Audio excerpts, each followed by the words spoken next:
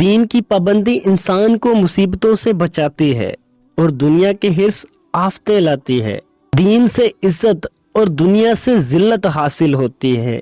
دنیا ایک مقرر وقت تک رہے گی اور آخرت ہمیشہ تک رہے گی۔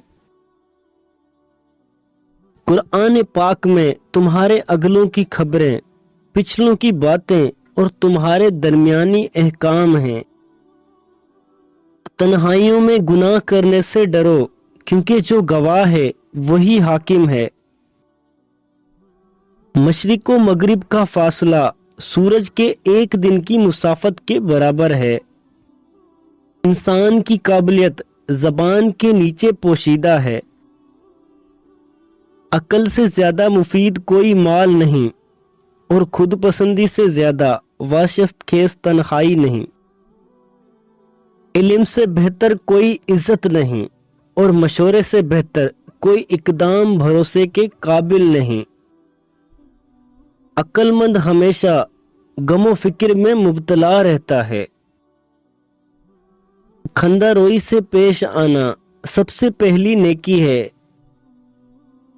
جب مفلس اور بے زر ہو جاؤ تو صدقہ دے کر خدا سے لین دین کرو۔ دوستی ایک خود پیدا کردہ رشتہ ہے۔ مصیبت میں گھبرانا ایک کمال درجہ کی مصیبت ہے۔ معافی ایک نہایت اچھا انتقام ہے۔ عقل دو قسم کی ہوتی ہے، طبی اور سماعی۔ اگر طبی عقل نہ ہو تو سماعی عقل بے فائدہ ہے، جیسے بصارت کے بغیر سورج کی روشنی بیکار ہے۔ موت ایک بے خبر ساتھی ہے۔ عبادت پر غالب کمال کی فضیلت ہے۔ بے قراری بنسبت صبر زیادہ تکلیف دہ ہے۔ زمانہ کے پل پل کے اندر آفات پوشیدہ ہیں۔ تجربے کبھی ختم نہیں ہوتے اور عقل مند وہ ہے جو ان میں ترقی کرتا ہے۔ تنگ دستی جسے محبوب سمجھیں اس مالداری سے بہتر ہے جس سے انسان گناہوں میں مبتلا ہو کر ذلیل و رسوا ہو۔ جو شخص اپنی قدر آپ نہیں کرتا کوئی بھی اس کی قدر نہیں کرتا۔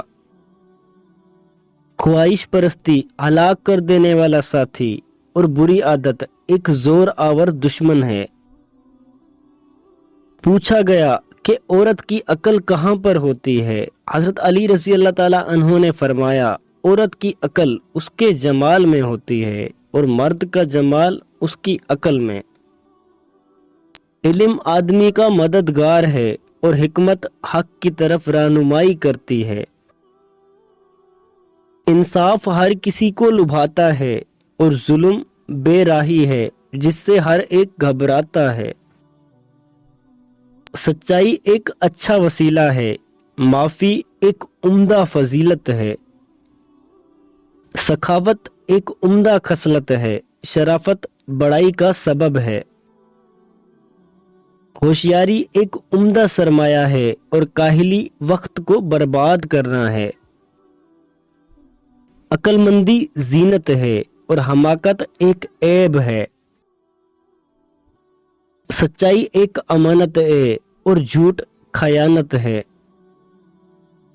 انصاف راحت ہے اور شرارت بے حیائی ہے۔